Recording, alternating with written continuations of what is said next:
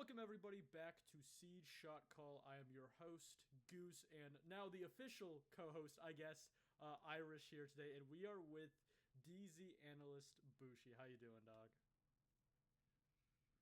Good, good. So Irish, I think you'll lead us from the top here.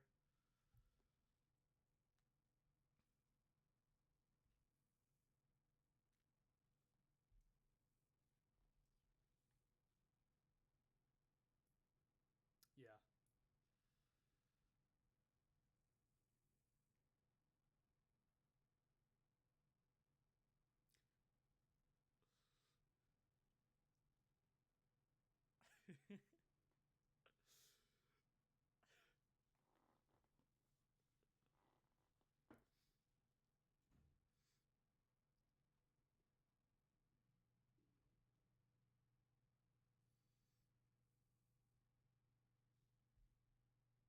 But so I started on PlayStation 4, and kind of around my middle school years, I've always been a big gamer, But when I was on console, in PlayStation, I was mainly playing like sports games like Madden, NBA 2K, and MLB The Show. Those are my main games, and I played a little bit of COD with my friends, but we were never really FPS players. We really just played the sports games. And funnily enough, when we were middle school age, and we played GTA, like racing and all that, which was really fun. But our parents weren't idiots, and they knew what GTA was. Even like we weren't going, like we weren't doing anything bad in the game. So like they could walk by, the living room and see what game we were on, but they thought we were just playing like Need for Speed or something because we Right. really just like doing the racing. Yeah. So when we played GTA, we codenamed it Rainbow Six Siege. And we had not played Siege, but we just knew the game existed, and that was just our code name. So if we were on 2K or something, and we were like, "You want to play, GTA?" We would say, "You want to play Siege," and then we get on GTA. So we started that like when Siege came out, and we never played Siege. But about a year later or so, we were like, should we actually play the game that we've just been talking about? And we're like, that's a good idea. We should actually probably play this game. And so that was around Velvet Shell. I think that was my first season, Velvet Shell or Health, kind of like right around the end of Velvet Shell. And so I got onto PC like around Chimera, I think it was. And I moved to PC not with the intention really of like going pro or even kind of playing competitive, but just like watching content creators and following Pro League, like I knew that PC was like the more kind of like competitive and like the more supported platform. So naturally, I just wanted to move there. And so when I moved to PC and like on PlayStation, my buddy and I we played like these 2v2 MLG game battles, and so we weren't like crazy or anything, but we just like competing. And so we moved to PC, and actually kind of early on, we just naturally got into comp. Like one of my first teams, I think actually my first team.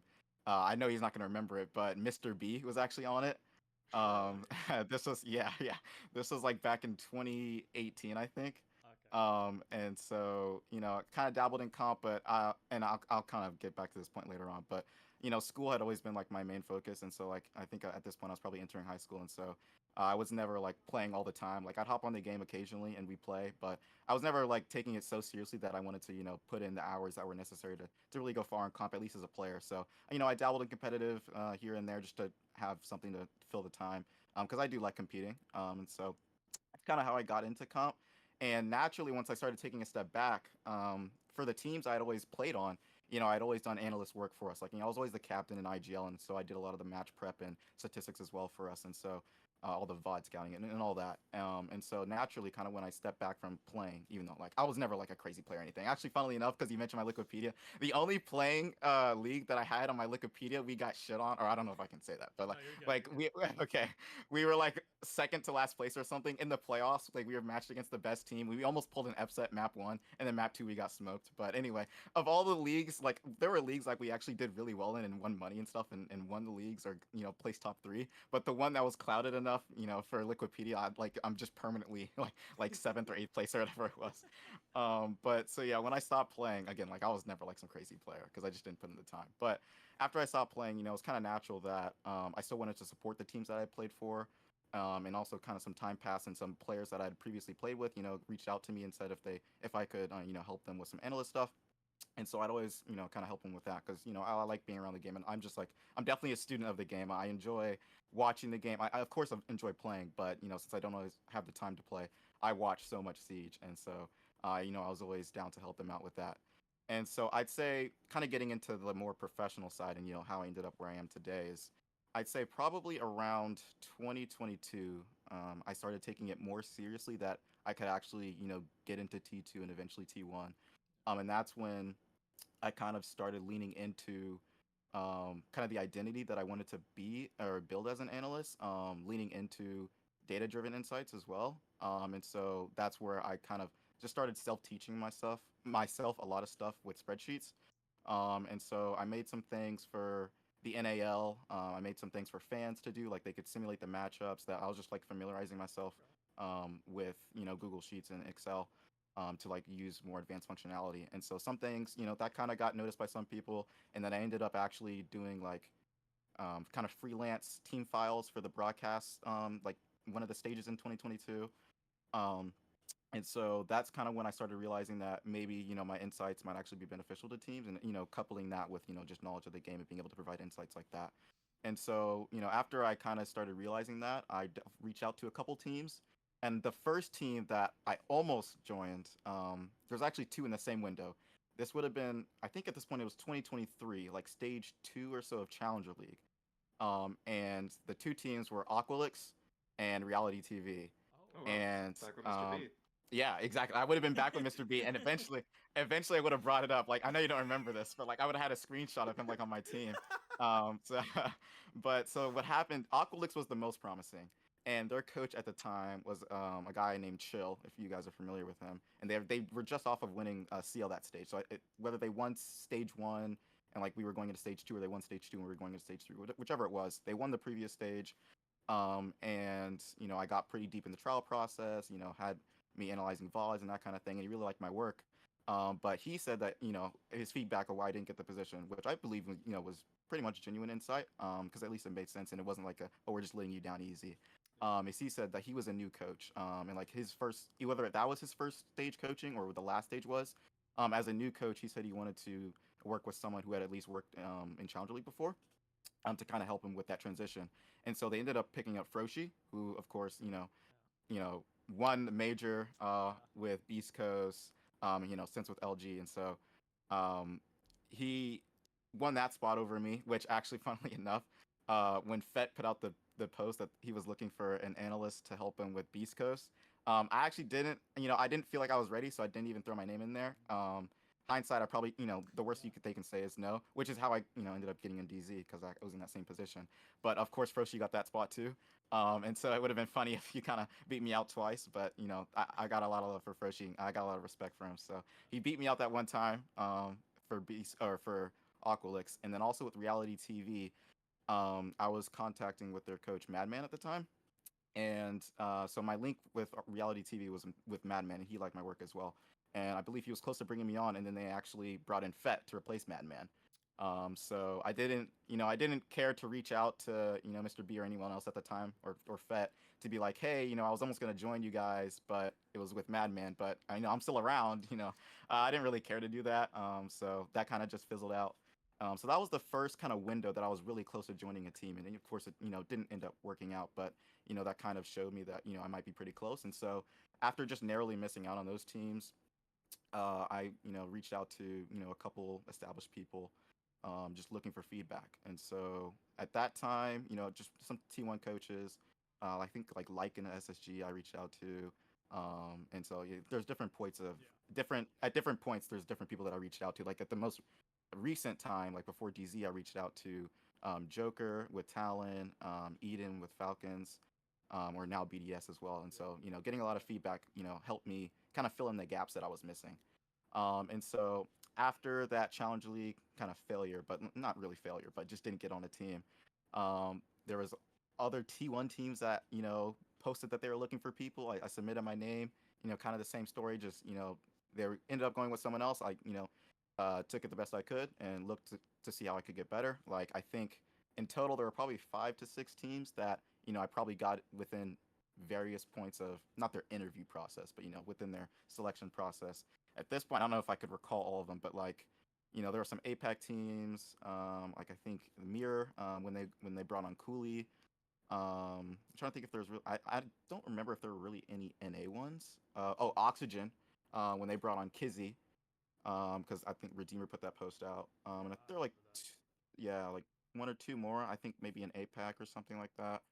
Um, that got good feedback, and but a common thread that I got from a lot of the people that again, it definitely could be like, oh, we're just gonna let this guy down easy and just say the same thing.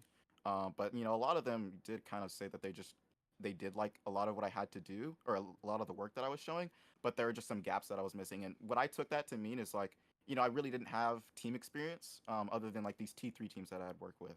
Yeah. And so that's when I kind of so up to this point, my kind of mindset was that I think I've put in a lot of work, on my own. That the caliber of my work might be immediately T1 or like T1.5, kind of T2 ready. But I don't necessarily. I knew that the surest path to get to T1 eventually would be, of course, to grind it out in T2. One, to just to get experience, and also for people to know who you are.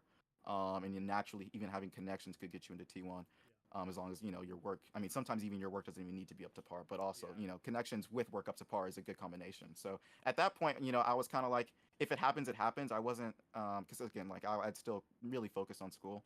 And my kind of mindset was that if it happens, it happens. I don't necessarily care a lot to kind of grind it out to force it. But once I got close enough that a lot of people were telling me that my work was pretty quality, but I just kind of needed a little more experience.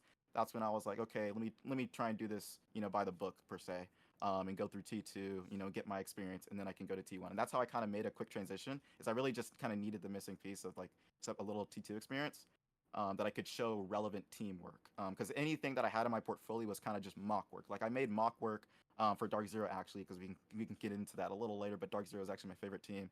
So a lot of the stuff that I was trying to do that was team relevant, I would do as like a shadow analyst, as if I were the DZ analyst, kind of funnily enough.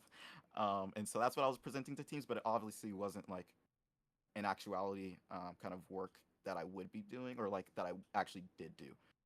So how I got to join Wildcard Aces was their coach Nebsy at the time was kind of just a mutual Twitter follower, and I followed him as well. And during the summer, I was working an internship that I didn't even plan because I didn't put out a post that I was gonna LFT as an analyst for Element 3.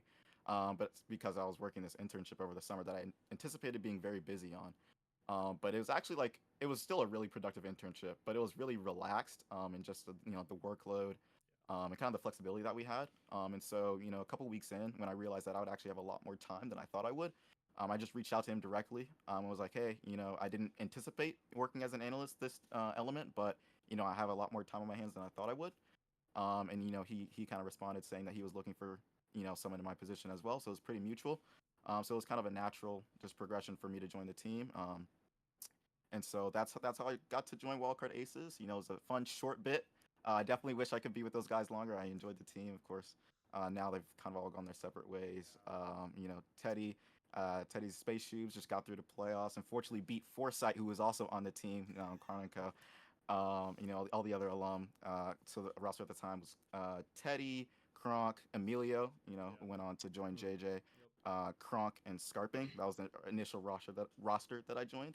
Loved all those guys. Wish I could have been with them longer. Wish the team stayed together longer, but things happen. And so I think it was right after Element ended and like the off season kind of T3 tournaments like XGS and stuff that we were in. Mint put out the post right before stage one of 2024 that he was looking to bring on someone. And my timeline I thought was just a little off. I because my in my head, I was gonna stick with T2 until like after invite. In this window that we're in right now, I thought was going to be my best opportunity to look for a T1 team among all the shuffling that would be happening with support staff. That would also couple with me having more experience. And again, for me, the dream situation would have been DarkZero because I've been a DZ fan ever since their inception, literally day one. I was actually an old NA OG Rogue fan. That was my first Oh. team that I was a fan of. Because when they dropped the pilot program, I was on console, wasn't following Pro League at all. I saw their logo, thought it was cool, bought the charm, and just I was like, okay, I own their charm. I have to be a fan now. Yeah. But I'm from Houston, and so when DarkZero brought out the SKA roster, and I learned that they were from Houston, I was like, okay, this has to be my new favorite team. And actually, if you scroll my Twitter, I don't tweet too much. It probably wouldn't be that hard to find, but like they actually came out. I hosted them to give like a talk at my high school, which is pretty cool. Oh. Um, Yeah, that was pretty cool. Don't look at the photo too hard because I'm a short individual. I was much shorter then, so so don't look too hard. But yeah, back in like 2019 or maybe Damn. 2020, Yeah. they came and I Yeah. got to see some of the players, and Brandon was also there, so it was a pretty cool time. And again, so yeah, I've been a DZ fan, and for most of the team's history, well, at least the recent history, it had really just been Mint. They'd had analysts in the past, but ever since like Copenhagen, where they had the stint where they brought Luke from SSG for like a stage, and he went on to law school. Yeah. It had really just been Mint for a good like year, over a year. And so knowing that that was the vacancy, that's my role. I was like, this is the dream position. And so when Mint put out the post, I thought it was a little bit early for my timeline. But thinking about how I didn't even throw my name for the Beast Coast consideration, Hmm. and thinking about even just like with kind of more general life stuff, like how I my approach to internships and stuff. Yeah. Like you're not in consideration unless you at least put your name in there. So I threw my name in. Wasn't hoping for the best. Wasn't getting my expectations up or anything, but of course was hoping for the best. And he responded. Kind of progressed messages back and forth. Had a couple calls with Brandon or BC, the general manager. And here I am today. So it turned out kind of the ideal scenario. So that's how I ended up on DarkZero.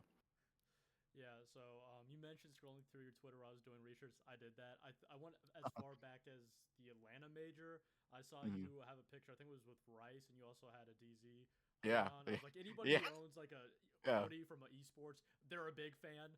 Nobody's gonna go Yep. above and beyond. So this even adds more to my question. But growing up through Siege and then now going into your esports career, who or I guess what was your biggest inspiration? Just like what you did, and like what motivated you into a sense. Ooh, I would say a lot of things. I would say one, as a very kind of cerebral and methodical person. I took a lot of inspiration from the greatest IGLs at the time and also now.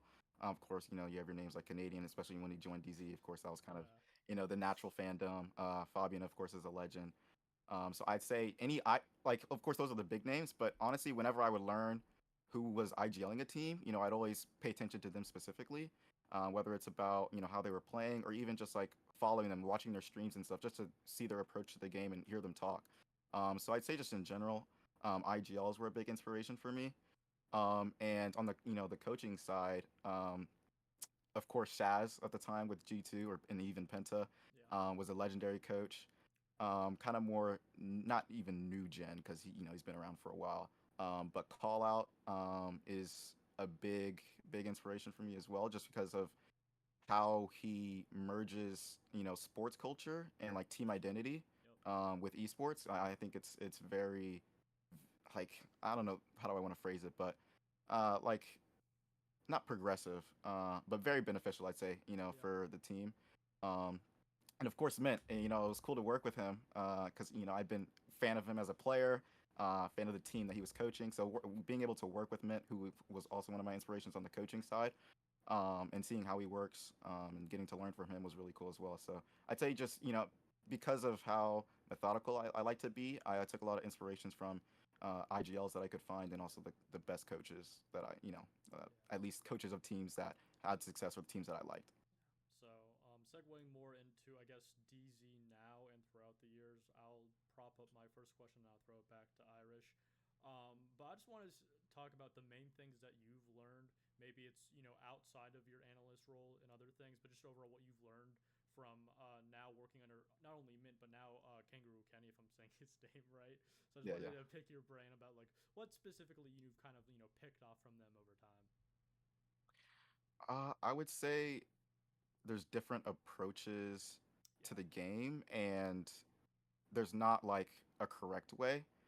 Um, I think one thing that like Kangaroo Kenny, because he likes to understand that there are different approaches, and being able to understand why one approach might work in this instance, but it might not work in another instance. So I'd say being able to identify, what play style a team is doing, and understand why it works for them, or if it does work, and why it doesn't work for them. And if it doesn't work for them, how could you change some things up to make it work for you? And so I think being able to understand, your team identity, because even your team identity and your team complexion might be best fit for one play style that might be off meta, but it works for you. And whatever is meta at the time might not work for you, but it works for other teams.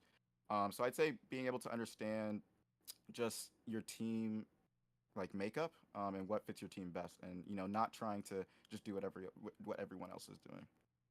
Yeah. I'll throw it back to you, Irish. Let you pick his brain a little bit.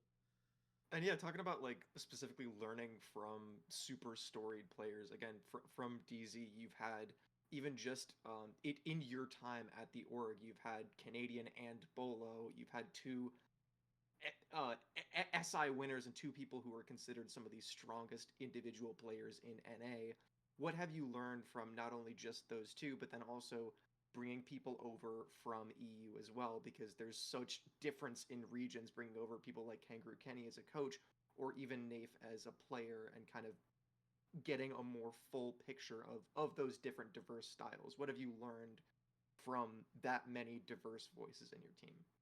So what I will say is, I wish I did get to work with Canadian. Actually, it was right at the transition period of the Gotcha. great schism that happened within NA. Yeah. So I was coming in like right in the aftermath where everyone was trashing DZ, and it was like, oh, why would they do this? And I'm just like, hey, I'm just here.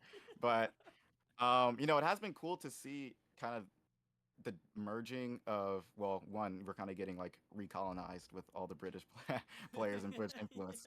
But they have, EU isn't a crazy different style than NA, and like as Brazil might be to like NA or EU, but it is still a different style and different approach. And so I think one, for us being able to merge, the EU influence and also the NA influence, because we're still holding on strong with the NA 3/5 as the players, at least for now. And so I'd say being able to merge just those different identities, has been beneficial for the team. I mean, also kind of what I've learned, kind of going more to your question about what I've learned, at least from like players like Nave and Bolo.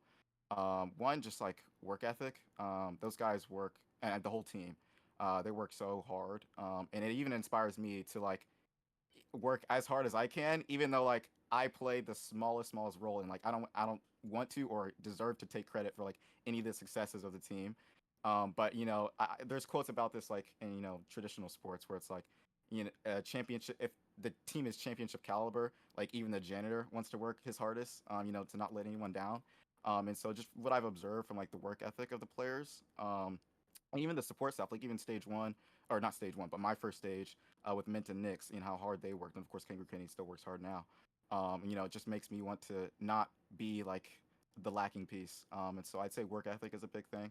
And it's a big thing of like team culture. And so I think also with that, I've learned, from the leaders of the team, it's just being able to buy into cohesive team culture. And I think that kind of blends into what we might get to about the current roster. But I think having a good team culture that everyone is bought into and good team standards is beneficial for team success as well. And also, you kind of talked about it a little bit, but one of the things specifically for analysts is kind of like asking like what exactly is your role in the team. Again, you talked about how mostly for how you got into the analyst role, it was almost entirely kind of data analytics and going over spreadsheets and being self-taught in that area.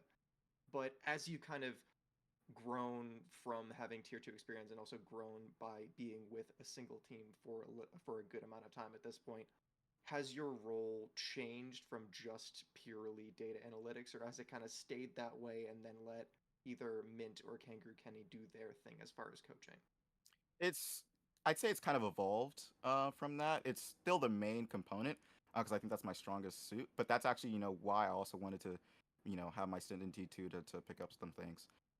So back in stage two, or would have been my first stage, it wasn't really necessity for me to support the team beyond the data, because we had a three-headed support staff with Mint and Nix. So I was kind of just all things data, and at least being able to interpret the data and explain it to them, and build out our data collection methods and stuff like that. And going into Invite, we had some changes around the support staff. It actually wasn't announced because it was kind of in the background, but it's public information now because he posted about it. But we still had three support staff working on Invite. Rando Sando was also like a scouting analyst for us as well. So again, then, there wasn't too much necessity for me to kind of get into opposition scouting. But it's something in my arsenal, and whenever I'm asked, whether it's just like finding pre-placed drones, or just general counter strats, that kind of thing, or even blueprints of the layout might, or not the layout, but like the strat defensive setup might be. I do have that in my arsenal, and I'm able to kind of present that to the team if needed. But I think my strongest skill set will always be the data. And I've kind of knowing that sought to evolve that, and so there's a lot of stuff that I'm doing that you know is trying to translate that data into actionable insight beyond just looking at numbers. So I don't want to spoil too much because obviously it's kind of a competitive advantage.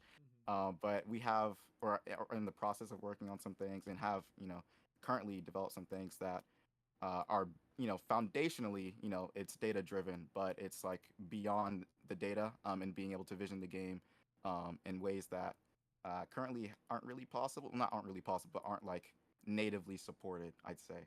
So Okay. that's kind of very Yeah. code wordy. Yeah. But yeah, so we have some cool tools, I'd say, in our arsenal to kind of help with scouting. Yeah. Yeah. Before you say anything, I just want to build off of that point real quick. I think overall data and analytics in NA Siege is curious because not every team puts importance into it. I remember the funniest thing is I went to a super stream once and he was trying to figure out how to use a Brazilian like data system, and he Oh was yeah, because their analyst is Brazilian. Yeah. yeah, yeah. And then he was like Google translating everything and asking chat, what does this do? And I'm like, wait, this is where you're gonna use day to day for your team. So I think it's always Yeah. funny when we see well, not funny necessarily, but I think it's interesting as a better word. When you see like data systems built in house rather than trying to pull, and even when you pull from other regions, other things, it's also really cool. Yeah. I mean, I try to make all my spreadsheets like as easy and user friendly as possible. So I don't even like I've recorded videos and stuff explaining my spreadsheets for Mint and Kangaroo Kenny, but it's also kind of self-intuitive and really easy to read. And so I kind of I have the understanding that I'm a very data-driven person. Obviously, I love numbers. So it's easy. I could look at a spreadsheet and a wall of text and numbers and be able to understand it and comprehend it. But I know that's not everyone, and it's not like an intelligence thing. It's just how different people process Yeah. information. And so I try to adhere to that and understand that people process information differently. And so that's kind of one of the big, I guess, tenets of how I design my spreadsheets, and make it easy for them to use. Um, so I'd say, yeah, it is not everyone's a spreadsheet person, but even though with that in mind, like I try to make it easy for them. And so yeah, that's kind of my approach. Do you have anything else before we move on, Irish? No. Okay, so now we're going. Before we talk specifically about players and the moves you made, post SI going up until I guess reload now, what were you guys looking for? Players, obviously, you had a lot of veteran players like Bolo leave. You're also moving from an event where the very first time with relatively a new coach. So again, just what were you guys looking for? Was it like a big adaptation, or were you just gonna say, let's see what the I guess free market's looking like and work from there? I think one thing is building for the future and building stability. And so that kind of comes in with who we brought in, being able to kind of as I've mentioned earlier, just like having a solid team culture, and understanding that we've had recent changes with one SI being Kangaroo Kenny's first event with the team, and also the departure of two players. Now being like a fresh start. Also a whole new kind of era for Siege as well, or at least the Siege esports.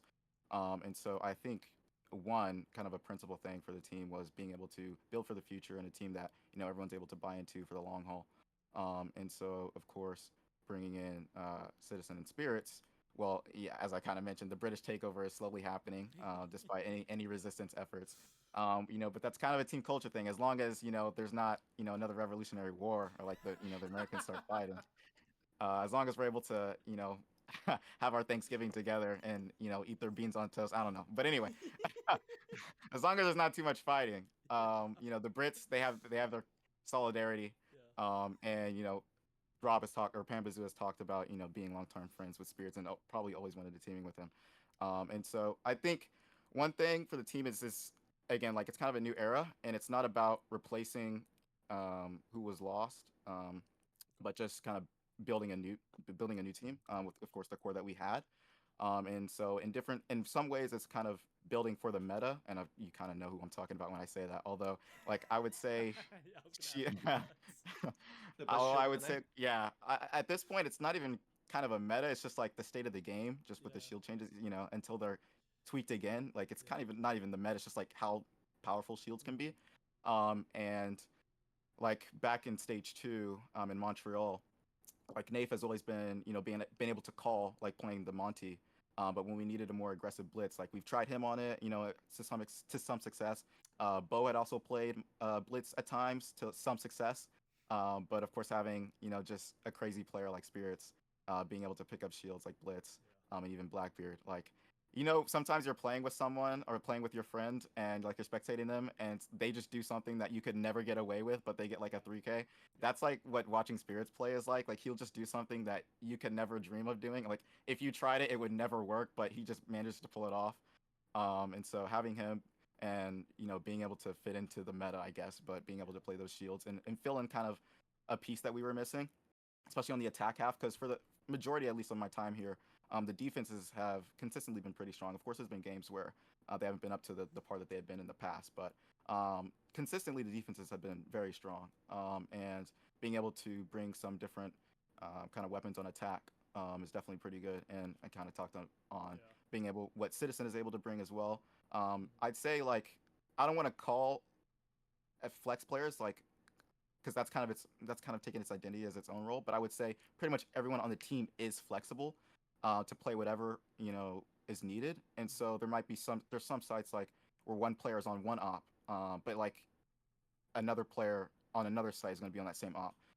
So there's a lot of fluidity within the roles that I think um, speaks well to being able to adapt in the future, Mm. especially with the new ban system, which isn't well necessarily public, but No.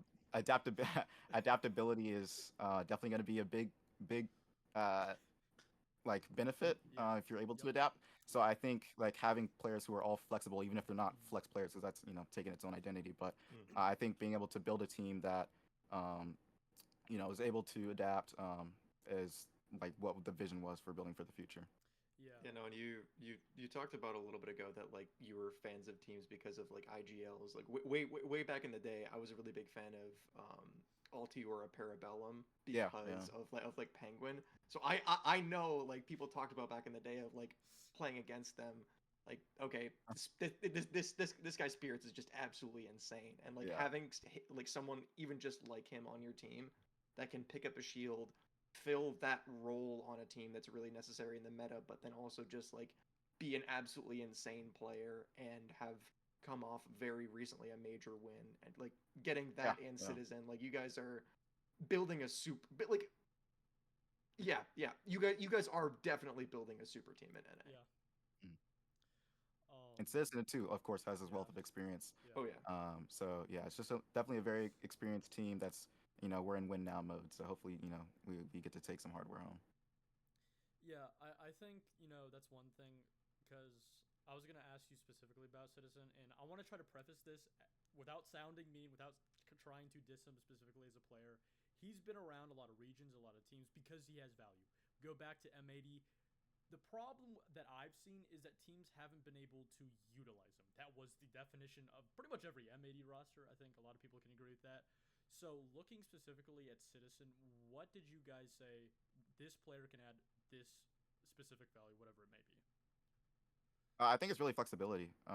And like I mean, not to get not to like leak or anything, but he's definitely playing a lot of roles for us. Yeah. That is able to open up different players to lean into their strengths on some sites and um, you know like different maps as well. So I think he just is able to one play a lot of things and play a lot of things well. Instead of being like kind of a Swiss Army knife, honestly. Instead of being like a one trick pony or that kind of thing. Yeah. So I think his flexibility is also very underrated, kind of just within the scene. And like he's also not like a slouch or anything on the fragging side. Like he can get kills. He's very, very, very mechanically gifted as well. That I think a lot of people don't talk about too.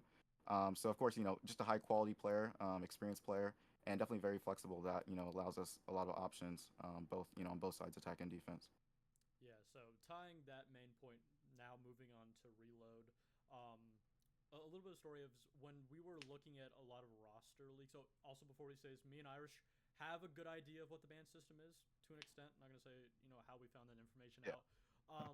But I saw a lot of roster moves, specifically SSG picking up Newers. I was like, you drop one of the best, not best, I'd say top 5 support shield players for an entry player. I was like, this doesn't make any sense whatsoever. A lot of other roster moves I was looking at.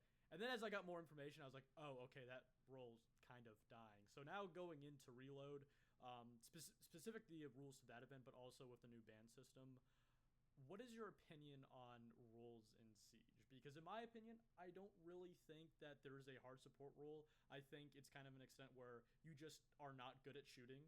I don't, because we've seen players like Dream. He can play Ash. He can play Thermite. It doesn't matter. So I just wanted to get your opinion, especially going with the context of reload in the new ban system.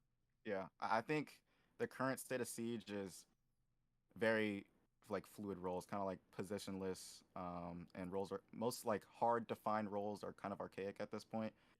Just to be able to like survive as a player, you kind of need to be flexible. And the only kind of like surviving chance you have is being like a fully hard support. That's just like the ancient idea of like just thermite smoke, every round. Is if you are the primary caller, and even then, like you still need some versatility. Because if you're the primary caller, and you're just like, let's say you're the least mechanical player in your team, and you're also on thermite, and you don't even have like shields, in your arsenal, then you're putting at least one of your better mechanically gifted players, on a shield, and that's already kind of hindering what your ceiling could be, at least on the attack side. So I think at this point in the game, like it's fairly positionless or rollless. Of course, players will still have their general tendencies and play styles that will naturally kind of put them into one role, whether it's like front line or back line, flank watch, playing cut, playing bridge on defense, that kind of thing. But I think in general, players, it's kind of a necessity to be pretty flexible, even if you do have, you're still gonna, rounds are gonna play out where you're gonna have, somebody that's, your primary entry on most of the rounds, even if it's someone different on another round. But, you're kind of gonna fall in, like, you're gonna be able to classify players based off of roles, like primary entry, secondary entry, flex, support one, support two, that kind of thing. But, everyone kind of needs to be able to play, whether it's at least different ops, or different roles. So, it's not like you're going to be having your hard support or backline player all of a sudden being primary entry the next round.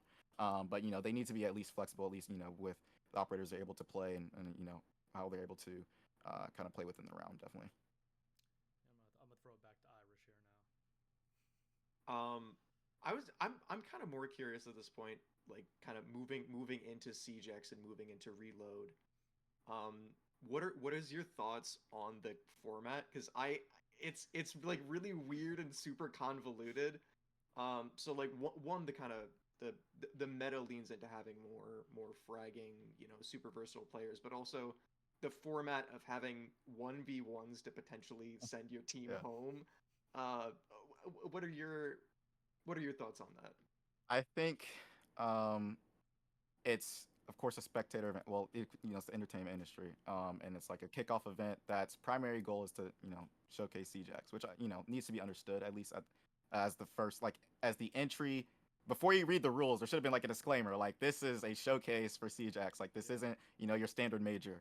So I think through that lens, it's kind of a different take on CG sports. Definitely on the more casual side, like at least for the gimmicks within the format. But I think also what shouldn't be lost is even if you don't care to understand how the format works, is at the end of the day, it's still going to be competitive Siege. Like it's not like now we're houses in the map pool and we're playing the 3 rounds or something. So like at the end of the day, it's still going to be competitive Siege. Like you can tune out all the format discussion and just like when the games are on, tune into the stream and you'll be watching competitive Siege, and then you'll figure out what teams like make it through afterwards. Which even still, with all the gambling of the bullet reserves and the ammo, like how it should work out is just how it would anyway. Kind of like if you win 3 games, like of the 5, like you should be getting through, unless like something there might be one team like, where something crazy happens with how they bet that if it was just a traditional like kind of a 5 round Swiss system where they might not have gone through, but they did because of the gamble. But other than that, like it really should kind of work out that the teams that would have gone through anyway are going to go through. So I think from that aspect, like it should be pretty fun to watch. With some cool gimmicks if you're able to understand the format. And the 1v1 hopefully can make for some exciting moments that also don't change the trajectory of the tournament because it would be crazy if like some team gets saved by a 1v1 and then they end up winning it all. That would Yeah. be insane. I know that's like what the Blast organizers would want for the storyline. But I don't necessarily see that happening. So I think like it might just be cool to throw it in there for the one time kind of reload. As long as of course like it's not gonna hopefully I guess make it past reload. So it might be cool to kind of see some things that we wouldn't traditionally see. At the same time as not like at the cost of competitive core siege. It's kind of just like in addition to. Um, You go ahead. I think I know what you're gonna about next. oh yeah. Also, just like for the event, we had Mossy in here Mhm. last week. Are there any kind of rivalries or any specific team that you kind of have like your own personal bounty on? Like you want to beat this one team? Um, It was a little bit easier for let's Mossy see. because there's a little bit of animosity between him and Wildcard. Yeah.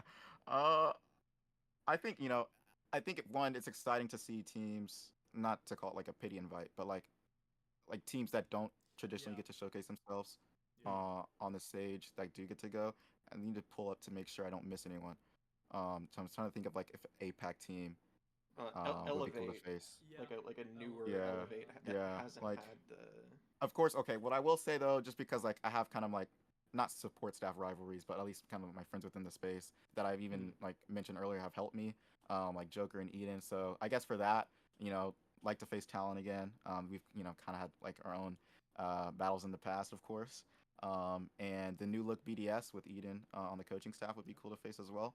And of course, all the international NA matchups, always deliver every time. So we'll always want to win those, for the bragging rights. So always facing an NA team, you definitely want to take that one. So all the NA teams, of course, I'm looking to beat, and I'll throw in BDS and Talent as well. So, building off of that question, this is a two-parter.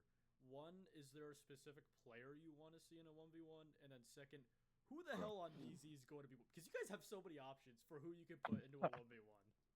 We do. Well, I think if I were to single out anybody to take a 1v1, it's probably because it wouldn't go favorably for them, and then they're probably not going to be the team's one player. But I think so. I think it'd be cool. Just what I'll say is, the likely players. Yeah. Um, just like the best aimers, I think would be cool to see 1v1. But also, like Siege isn't a fully aim intensive game at all. And even the 1v1s, you can definitely get away with a lot of outplays. But I think just the scenes of like a Shaiko 1v1 would be crazy. Yeah. After invite, like a Cyber 1v1 would be really cool. And also I think, the APAC teams, it's like even dating back to like Norangu and stuff, like they had always had like cracked aimers. So I think like in the 1v1, a lot of fans might be, awoken to a lot of these APAC aimers. Like I think Rec for Scars might be a sleeper 1v1 pick if Let's he gets into respect you there. and brush your hair. Yeah, that tweet was so random. But yeah, yeah, I don't know that'd be a what this good guy's pull. saying, but I'm scared. I'd like to see Rec take the 1v1. I think let's see. I think those would be my main like the ones I'll single out. Fury, like anyone on that team could be pretty scary. It would probably be Herds like for the ego, but like imagine like Herds wins the 1v1 and just like the stare down and like in all the showboating, like that'd be absolute scene. As for our team, like we'll see. Like Yeah. there's a lot of different angles we could take it. You we could cheese you, throw spirits and just like run straight cheese. Yeah.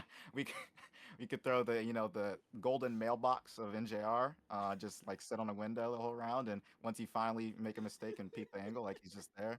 Of course, you could have Rob run him down. You could have Ben. I mean, Yeah. like there's I so mean, many yeah. angles to take it. It's probably just gonna be like a game time decision. Like if Yep. the coach is like, who's taking, who's feeling it.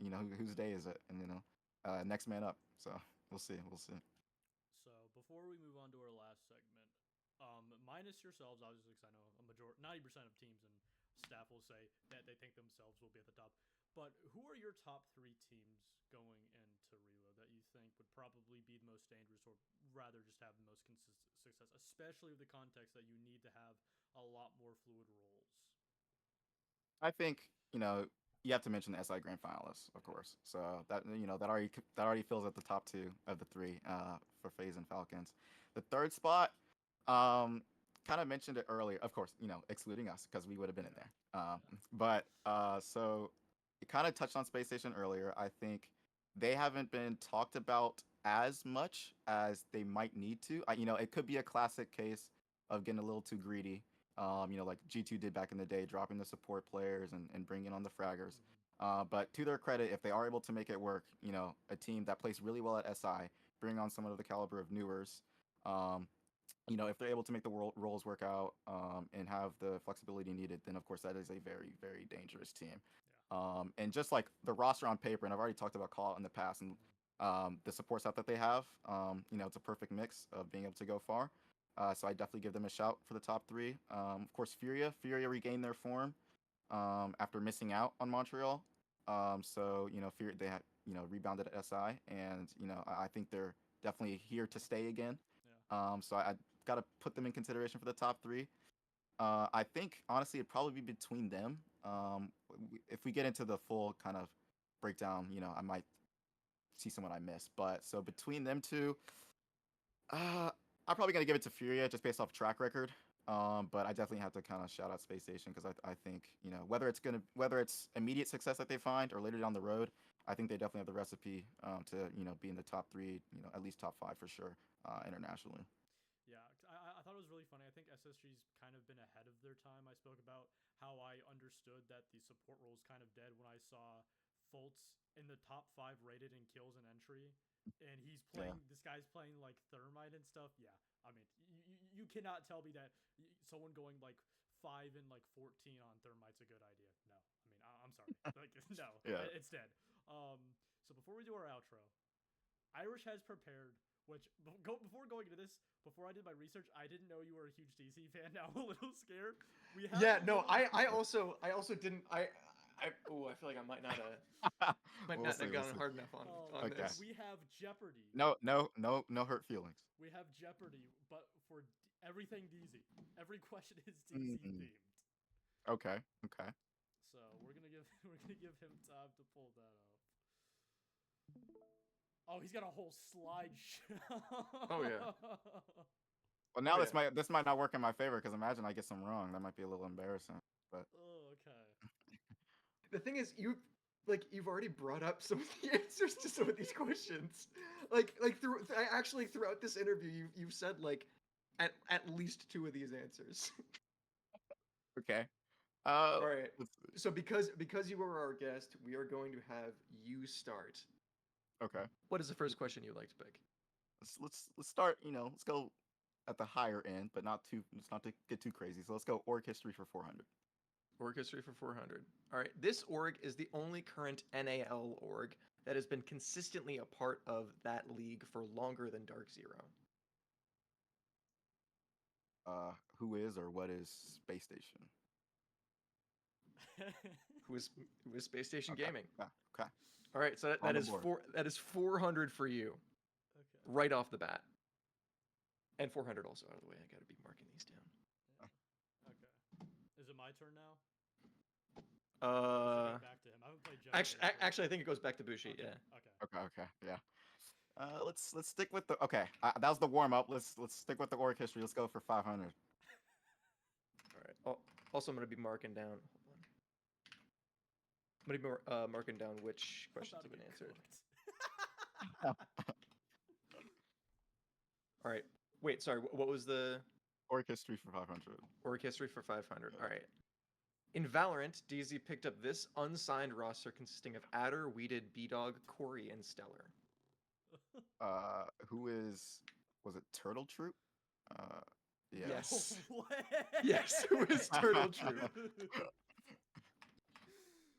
That was the second, wow. second iteration of DZ. Yeah. They That's- picked up a first iteration, that was like what was that? I kind of the big Valorant boom like 2021. And like some players when it ended up finding success like on teams after the team disbanded, and then like they went by the name of DarkZero I think after they left the org. But yeah, so Turtle Troop I guess was the most recent one. So back to So, me. yeah, wow. Okay. This is All right. just, Let's switch it up. this is I'll go. this is Let's a this is a brutal start. let's. I'm not gonna get too greedy here. I'm gonna flip to player history and let's just Player history. let's go for a modest 200. Modest 200. These two players have made a return to the team after leaving the active roster. So these two were players, left the player role, and then returned as players. So first one, okay, immediately would be who is Skies. Second one, if I'm wrong, this would be hilarious. But I think it's Brandon, right? BC? Yes. Okay. Skies in BC. Yeah. It's actually so crazy being able to work with him now. Yeah. As my boss. It's wild transition. But yeah, I mean he's a man of many hats, player to coach, to general manager. He's been all things DarkZero. So yeah. And in quick succession, because during that time he was a player, then switched to coach, then went back to playing, then went to coaching, then became the coach, and so it was just everything in direct order and swapping every single role. All right, Goose, you're sitting at just a quick score check. You are sitting at 0. Booshie is sitting at 1100. Do I show All right. He'll get stumped on my easy one eventually. I got time to come back. All right, Booshie, it is still your choice. I hope I don't just like clean the board. I hope I give you a shot, but I don't want to like punt a question. Let's just go player history 300. Player history 3. Oh, also, you can Goose, you can buzz in at any time. So if you know the answer right out of the gate. Okay. All right, the NAL retirement home, DarkZero has been home to this many former retirees. Ooh. So former retired out of the game, came back to the player role on this team. Do they have to be actively But it's playing? 2? That is your answer, 2? Yeah. That is incorrect. Oh, I might have jumped the gun. So okay, I'm gonna be out. Goose, it's your call. Yeah. Okay. So they retired and came back to play. Okay, I'm gonna go 3. 3. Oh. Skies fully retired. Canadian retired and then came back. Bolo retired and then came back as a player. Okay. So it was you were forgetting that Skies had fully retired. Yeah. I shouted him out earlier, and then I abandoned. I'm in. Okay. Yeah. I got an entry. All right, okay. and with that, it is now 300 to 800. So closing up the gap a little bit. Okay. So I guess. But I'm able to buzz in whenever, like if I just know it. Yes. Okay. Yeah. Okay. Well, Okay. Let's do player. Anyone's able to buzz in. Player history. Okay. I guess that is like real Jeopardy. Yeah. We'll do player history. All right. This player has spent the longest time with DarkZero compared to any other player. Yes. Sorry. Oh, you're good. No, take it. It was between NJIR and Pambazoo, and then I thought about NJIR's hair. I was like, he's probably been there longer. Yeah, he joined like a couple months before, I think, or maybe one stage. And NJR's been, I think it was one stage. NJR's been with the team for a crazy amount of time. Like as far as like player and team combinations, I haven't looked it up, but he might honestly have the longest tenure with a single team. Like it's that level of like that, and oh my god, who's the CAG guy? Or I guess the whole team. Yeah, it is kind of the whole that has team, like but been with them for a really long time. Cyrenaica Anderson, maybe. Yeah, this is a happy That question. is 100% a happy question. Okay. So somehow we work in a happy reference every single show. Okay. What's left for org history? What's left for org history is any of the lower ones, 300 and down. So 300, 200, and 100. We'll do org history 300. Org history for 300. DZ acquired the roster of this org before they Oh, departed who is the scene. SK? Yeah. Oh, Yeah, he literally said that too. okay. Yeah, okay. he literally. Yeah. Yeah. I mean, that's what you were saying when I spoiled Yeah. the answer. Like you said it. You said it during the interview, and I was like, oh man. Another one of my questions was going to be like, oh, when did you become a fan of the team? And then you said that, and I was like, oh, he's been a fan since the very beginning. All right. So now it's back to Booshie. Just finish out org history. Start with org history 200 then. Org history 200. In 2022, DZ acquired this community member as its first contracted content creator. Who is Get Flanked? Oh no. Okay, wait. I know who. Okay, well I'm out though. Okay. I don't. I know. I think I know. Okay, wait. He was he? 2000 I have another name in mind who I guess was before him. I don't know. I may be wrong on this. Get Flanked maybe before Pangu. I thought Pangu was first. Oh. Yeah, Get Flanked was before. Yeah, it was Get Flanked. Yeah. Get Flanked was before Pangu. Yeah. Okay, well. Yeah. Damn. Well, okay. But I was that gonna is- say. What I was gonna say, the other name I had in mind was Lonnie Lightning, I think was his name, if you remember him. Oh yeah. Yeah, I was trying to put in my mind if he was actually before him, but then I didn't even pay attention to the year. I'm gonna be honest. I was just listening to like the latter half of the question. But yeah, I had totally forgotten about Get Flanked. I'm not gonna lie. he might not see. It might not have been on Wikipedia because like he wasn't involved in comp. So like, but Pengu obviously was involved in comp. So like he has a Yeah. Wikipedia page. But so I think why that happened is like, probably the initial R6 share. The orgs had incentives, whether it was just like for engagement or like they had to sign content creators. I think that's also like what TSM signed Macy J. I so did yeah, not know that actually. Okay. I don't know. Like I don't have inside information. I just assume that's what happened. You know what? I could see that. Yeah. Okay. All right. So because of that mess up, I am giving the 200 to Booshie because Booshie was Yeah. right and I was wrong. Sounds good. Sounds good. 100%. No worries. No worries. All right, so now we have for org history just 100 left, and for player history we have 400 and 500. Okay. Let's go player history 400. Player history for 400. DarkZero over the years has added this many players after they've already won an international major. This doesn't include players who won their after their time at DZ, obviously, or also players turned coaches. S tier event, not just major, right? Major, Okay, international major. Oh, specifically. okay. International major specifically. Okay, heard.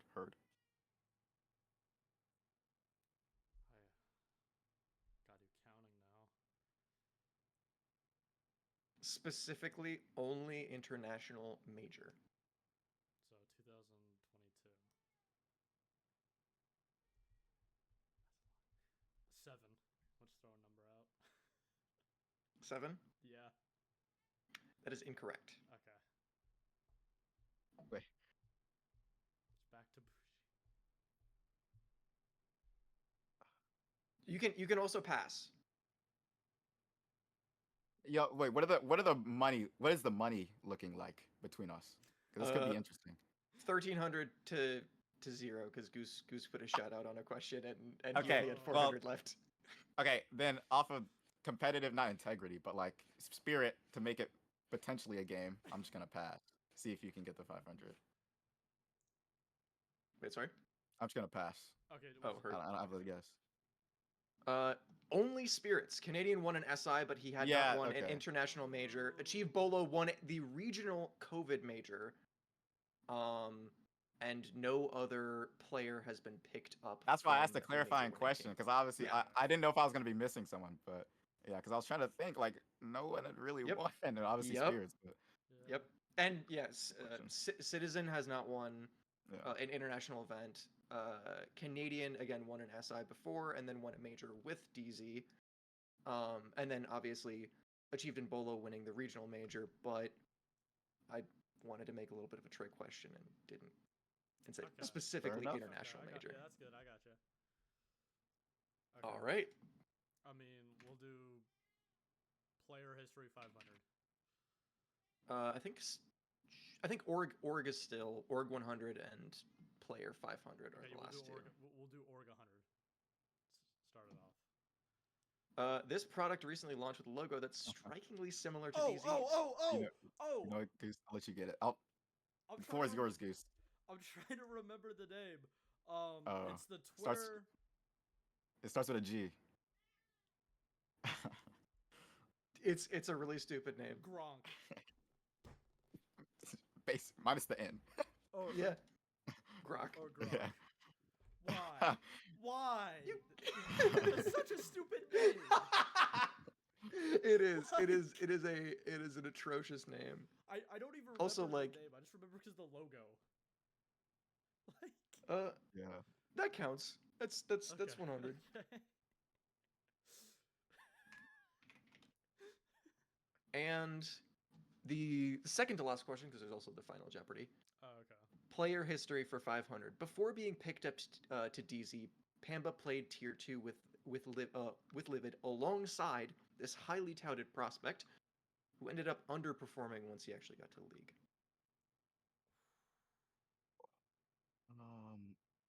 Oh my god, this is old. Wait.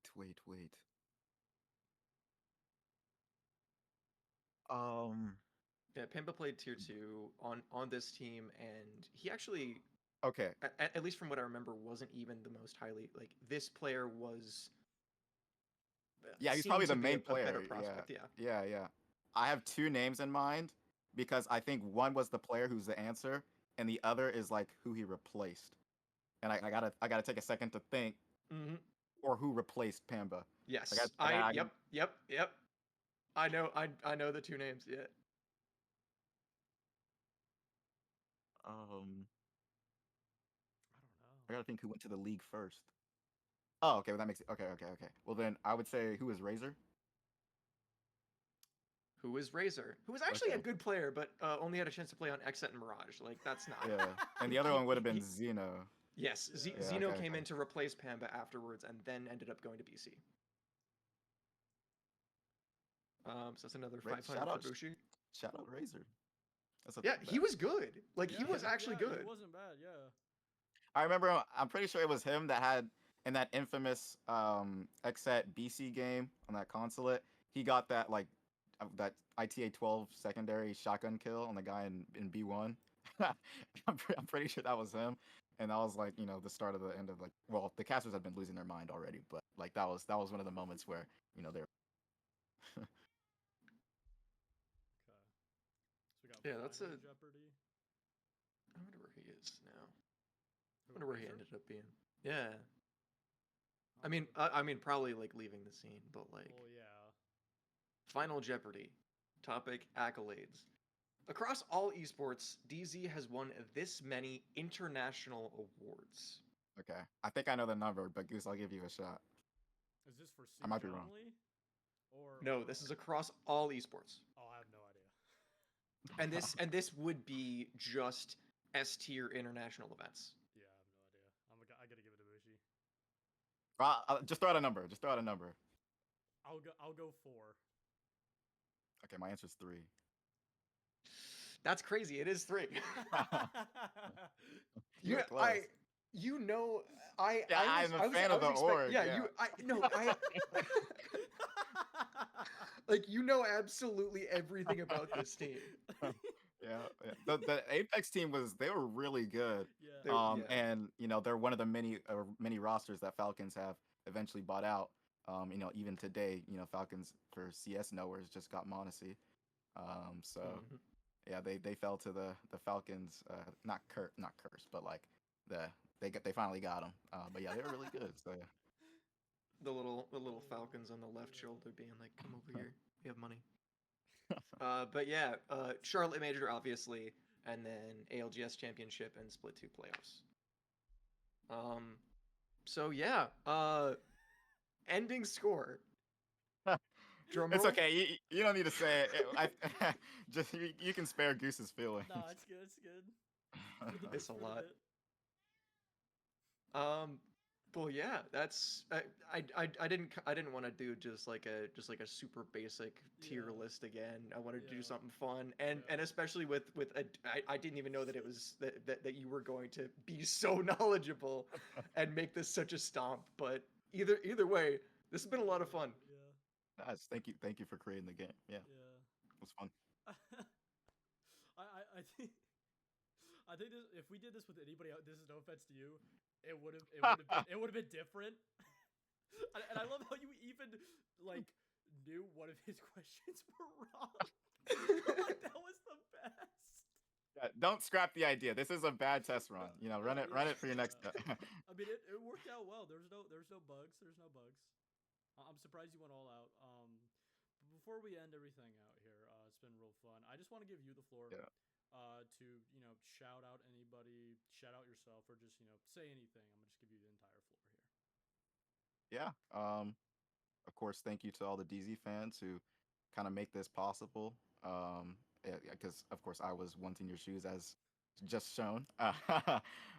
So thank you guys for all the support. Of course, fuels the players, fuels the team, fuels everyone to, do their best and want to bring home another championship. Even if I'm able to play the smallest part in that, I'll make sure I play that small part to the fullest I can, making sure that I'm doing everything I can that we are able to bring another championship home. Of course, being this is my dream org, I want to be here for, it's mutual as long as possible. Hopefully, as long as I can, as long as Siege Esports exists. And so, that's kind of my future is, just evolving in my role. Kind of revolutionizing the game is kind of like how I want to take it. Like, not that I'm like some genius. I think when like my kind of like approach is as a big baseball fan, and MLB is or baseball is kind of one of the most analytically developed sports there is. Other sports are kind of playing catch up, but the MLB analytics are just another like dimension. I've kind of my methodology is merging what I know about baseball analytics to Siege, and I've kind of created a very interesting kind of crossroads with that. And so that's kind of what I want to do, and hopefully Dark platform for me to revolutionize some things within the scene. And it's kind of the perfect environment for me to do that because like we have very knowledgeable players and coaches. Again, if I am called like scouting work, as I said, I'm able to help the team however I can. They need me to. But it's like I have some of the most knowledgeable people in the game on my team that I'm able to kind of just support whatever they need. Just kind of living the life on the team. Yeah, it's been a good ride. Hopefully able to win the championships. We're not empty-handed. Hopefully this year is the year. Thank you guys. Yeah. Well, this has been Siege Double Shot. You guys can see his work Siege leading double up, shot. or not Siege Double Shot. This is Siege Shotcall. I was talking to one of the whiskey guys earlier, but again, this has been Siege Shotcall, and you guys can see him in the upcoming Reload event this May. That's in a month. But for now, that is all, and we hope you guys have a great night.